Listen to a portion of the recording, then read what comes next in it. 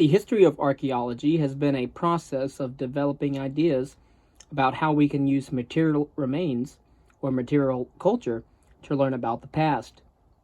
We will understand the process by which the depth of human antiquity was recognized, the development of an explicitly scientific approach to archaeology by the new archaeologists, or the new archaeology, also known as processual archaeologists, and the questions raised about a scientific approach by post-processual archaeology, before moving on to our next series of evolutionary archaeology and summation, before moving on to part 2 of human evolution, our place in nature, early hominins from Homo erectus to Neanderthals, the origin of modern humans, and the peopling of Australia and the New World. The origins of archaeology. In the middle of the 18th century, two philosophers of the French Enlightenment began one of the most audacious schemes in the history of publishing. Diderot planned to write an encyclopedia that would collect all human knowledge into a series of massive tomes. The resulting lavishly illustrated volumes fell far short of this goal. Today, however, the Enlightenment dream embodied in Diderot encyclopedia is alive and well, particularly on the internet, where attempts to collect massive quantities of information have still reached a level unimaginable even a decade ago. Still, regardless of technological advances, the internet is likely to fail, just as the two French philosophers failed 250 years ago. The basic flaw in Diderot's plan was that he failed to realize that knowledge does not emerge from a collection of facts. If nothing else, data in the absence of ideas simply overwhelms our capacity to assimilate information. Nobody could actually read the entire encyclopedia. This is a critical insight for archaeologists. The archaeological record includes the totality of traces left by human activity over a period of more than 2 million years across almost the entire surface of the globe. In fact, if archaeology were simply the collection of data, then we would be engaged in a futile task, one in which we would rapidly drown in masses of information that have been around for 7 million years. Methods of recovery, recording, and analysis are not enough for archaeology to function. Archaeologists cannot simply be technicians. Archaeologists must also develop the ideas that guide and give meaning to their search through the human past. The previous readings have discussed the methods archaeologists use in the field and in the laboratory. These methods are tightly linked to ways of thinking about the past and about what we can learn about it from the material remains found on archaeological sites. We present a brief history of the development of archaeological theory and method. Archaeological theory consists of the ideas archaeologists have developed about the past and about the ways we come to know the past. We begin with an examination of the origins of archaeology and the recognition of the depth of human antiquity. We then consider the growing awareness that archaeologists must develop a body of self-reflexive theory that addresses the question of how we use the archaeological record in order to gain access to the past. We look at the powerful set of ideas advanced by the new archaeologists of the 1960s and the sharp reaction to their ideas developed by the post-processual archaeologists beginning in the 1980s. We finish by briefly surveying some of the emerging new directions in archaeological theory. First, however, we must talk about the antiquarians. Relics of human activity concerning the origins of archaeology have been present in the landscape for millions of years. However, the earliest evidence of a conscious recognition of ancient objects comes from the early state societies of Mesopotamia, Egypt, and China. For example, Nabonidus, who ascended to the throne of Babylon in the year 556 BCE, wrote about the city of Ur, when he said, "At that time, Igapar, the holy precinct, wherein the rites of the high priestess used to be carried out, was an abandoned place and had become a heap of ruin. I cut down the trees, removed the rubble of its ruins. I set eyes on the temple, and its foundation terrace became visible." In Egypt, King Thutmose IV, from 1412 to 1402 BCE, set up a monumental inscribed stone or stela between the paws of the Great Sphinx at Giza. The inscription relates a dream Thutmose had as a young man in which the sun god promised him kingship in return for freeing the Sphinx from the sands that bury it. When Nabonidus and Thutmose IV excavated antiquities, they both did so out of reverence. There is no evidence in either case for the use of the physical remains they found to explore the past. But the first clear evidence for the use of excavation to recover and explore the past was in Renaissance Europe. An emblem book written by Johannes Sambucus in the year 1564 provides the earliest depiction of excavation for antiquities. The interest of Renaissance antiquarians, as the early archaeologists are known, was drawn to Greek and Roman antiquities and to questions about the origins of the Celts. By the 18th century, there was increasing sophistication among European antiquarians in the way they drew monuments and documented and collected artifacts. Until the 19th century, however, antiquarians struggled with a number of interrelated problems. The most striking problem was the difficulty in distinguishing objects of human manufacture from objects created by natural processes. For example, ground stone axes were believed to be thunderstones, or objects that formed in spots where lightning struck the earth. Arrowheads were identified as fossilized serpent tongues. Again, thunderstones were objects such as ground stone axes that people in the medieval Europe believed were formed in spots where lightning had struck the earth. And archaeological theory is ideas that archaeologists have developed about the past and about the ways we come to know the past. Against this background of traditional beliefs and methods for recognizing objects of human manufacture emerged. Experience with societies that still used stone tools certainly had an effect on that recognition.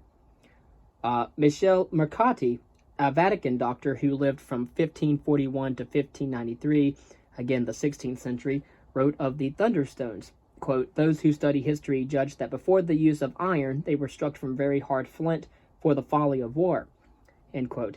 In the year 1732, the French naturalist Antoine de Jussieu compared the thunderstones with stone tools from the American islands and Canada. On the basis of this comparison, he wrote that the savages of these countries have different ways of using nearly similar stones, which they have fashioned by almost infinite care by rubbing them against other stones, lacking any tool of iron or steel. However, there was still no method for determining the age of the artifacts. In the absence of such a method for dating, all prehistoric relics were assumed to have come from a fairly brief period of time. In the year 1797, John Frere reported on the discovery of elephant remains together with stone tools, what he called at the time weapons of war, at the site of Hoxne, England. His conclusion, however, was that the situation in which these weapons were found may tempt us to refer them to a very remote period indeed, even beyond that of the present world. Of course, this report was ignored for over 50 years. Concerning the development of archaeology, the development of Charles Darwin's theory of evolution was one of the most far-reaching achievements of the 19th century and science. That century also saw a tremendous growth in the scope of scientific research in almost every domain. The 19th century was the period when archaeology emerged as a clearly defined discipline. Two of the major achievements of 19th century archaeologists were the creation of the three-age system and the determination of the depth of human antiquity. It is important to realize, however, that the growth of archaeological research was closely linked to the expansion of European empires. The archaeology of the 19th century often reflects the ideology and biases of the European colonists. Concerning the organization of time, throughout the 19th century, prehistoric artifacts poured into museums and other antiquarian collections, but nobody knew how old these objects were, since there weren't any dating methods at the time, or how to group them. The first step toward solving this problem was the development of the three-age system by the Danish antiquarian Christian Jørgensen Thomsen. In the year 1816, Christian Thomsen was given the job of cataloging collections for the newly founded National Museum of Antiquity. His solution was to divide the collections into the relics of three periods, that of the Stone Age, the Bronze Age, and the Iron Age, based on the material of manufacture. Thomsen assumed that he had arranged these periods chronologically, with the Stone Age being the earliest and the Iron Age the latest. Thompson also recognized that some stone and bronze artifacts continued to be manufactured in later periods, however.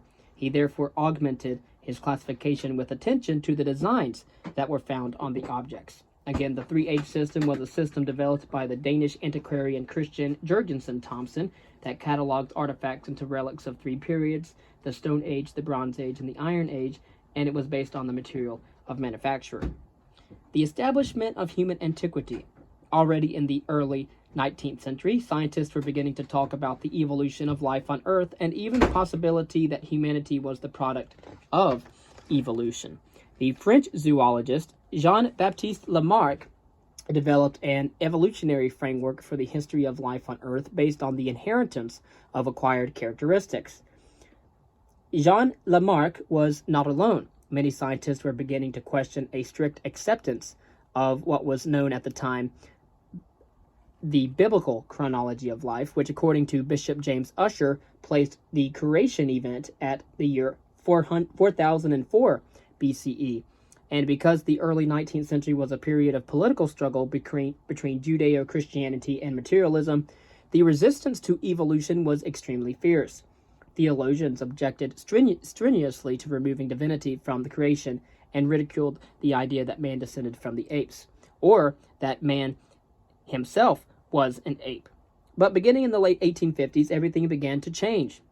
Within a number of years, the evidence for the existence of human remains together with the remains of extinct animals was indeed irrefutable. In the year 1857, a Neanderthal skull was discovered near Dusseldorf in Germany, providing evidence of a pre-modern human primate. In 1859, the publication of Charles Darwin's On the Origin of Species put the theory of evolution on new and more solid ground. The turning point in the recognition of the depth of human antiquity came from the interaction between two very different scientists. Jacques Boucher de Perthes was a customs officer at Abbeville in northwestern France, and far from the centers of power in Paris and London. He wrote a series of idiosyncratic books describing his discovery of tools of human manufacture together with bones of extinct mammoths and rhinoceroses in the deep gravel deposits of the Somme Valley. Alone, these books had little impact, but unlike Boucher, a man by the name of Charles Lyell was a powerful scientific figure and an authority in the field of geology.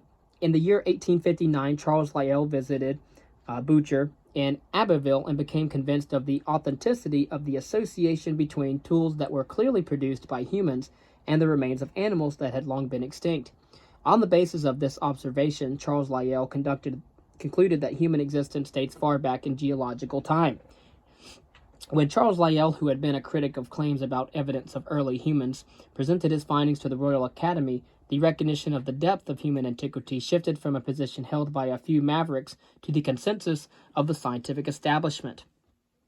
Again, the 7 million years of human evolution was not understood at the time, as well as the geological timescale, as well as the archaeological record. And so the vast new expanses of time opened up by these discoveries soon led to the division of Thompson's Stone Age into 2 periods. In 1865, John Lubbock defined the Neolithic, or the New Stone Age, as the period in which there are polished stone tools, and the Paleolithic, or the Old Stone Age, as the period during which humans lived with now extinct animals. At the same time, excavations in southern France showed that Paleolithic sites included not only stone tools, but also art objects by human primates. Imperial archaeology. The 19th century also saw an explosion of exploration in the expanding European empires at the time, often characterized by colonization and colonialism. Often this was the work of treasure hunters with little in the way of scruples. An extreme example is Giovanni Belzoni, a circus strongman turned Egyptian explorer. Belzoni writes of moving through a passageway choked with mummies, and I could not pass without putting my face in contact with that of some decayed Egyptian. I could not avoid being covered with bones, legs, arms, and heads rolling from above. The purpose of my researches was to rob the Egyptians of their papyri. In other cases, such as Champollion's decipherment of Egyptian hieroglyphs in 1822, the motivations were more scholarly. The German archaeologist Heinrich Schliemann's identification of the site at Hisarlik, Turkey, with Troy of the Iliad, had captured the imagination of the world. Other archaeologists began to dig at the biblical period foundations of Jerusalem and in the ancient cities of Mesopotamia. In far-flung colonies from Africa to Tasmania, archaeologists were also at work. In many areas, archaeologists created a picture of the unchanging savage, which supported the racist underpinnings of the colonial empires at the time. Developing method and theory in archaeology, the basic tools of archaeology, including stratigraphic excavation and the quantitative analysis of artifacts, began developing during the early part of the 20th century. Archaeological theory also began to develop during this period, particularly in the writings of V. Gordon Childe. Stratigraphic method and culture history. Again, as Heinrich Schliemann displayed the treasures he recovered at Troy in his striking photo of his wife, recent scholarly work has shown that Schliemann's flair for the sensational often led to misrepresentation of his findings. But by the end of the 19th century, archaeology was an established and increasingly professional discipline in the universities as well as history at the time. The professionalization of archaeology saw the emergence of modern methods of excavation and analysis. In Egypt and Palestine, Sir Flinders Petrie pioneered the methods of stratigraphic excavation and what is known as seriation.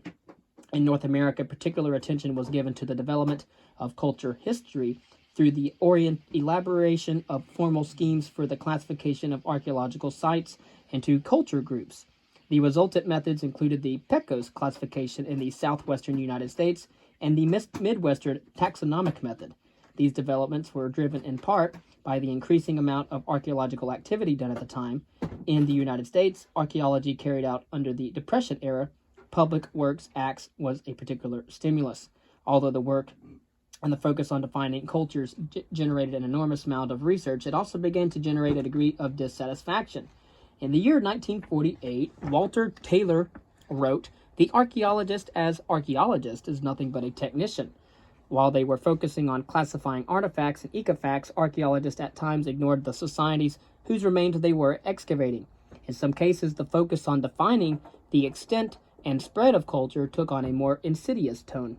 Gustav Cassina used a culture history approach to reinforce German nationalism, and his work became central to the ideology of Nazi Germany.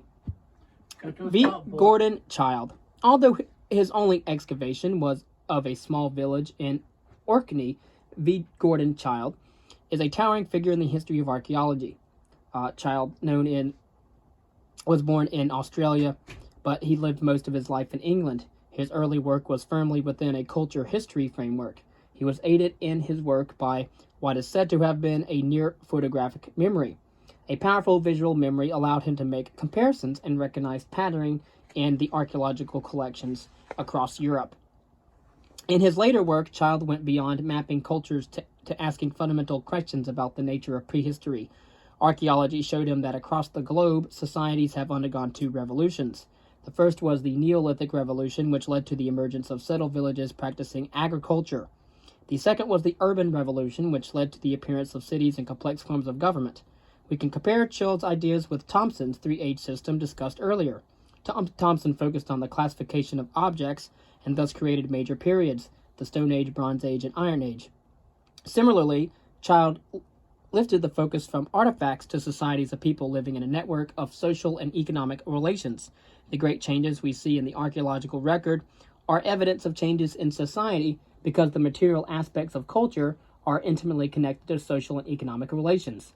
And thus the presence of bronze artifacts presupposes a society that was able to gain access to tin and copper and that could support specialists with the skills necessary to practice metallurgy. And so he was committed and politically active in Marxism. In his writing, he stressed the social organization of production and revolutionary change in human societies. His ideas were influenced by his contacts with Soviet archaeologists and also drew heavily on the United States ethnographer Lewis Henry Morgan. Next, we will talk about archaeology as a science, and we will talk about the differences between processual archaeology and post-processual archaeology before moving on to evolutionary archaeology.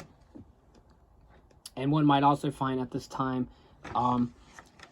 that Thomas Jefferson was also an innovator in archaeological research as a developing antiquarian.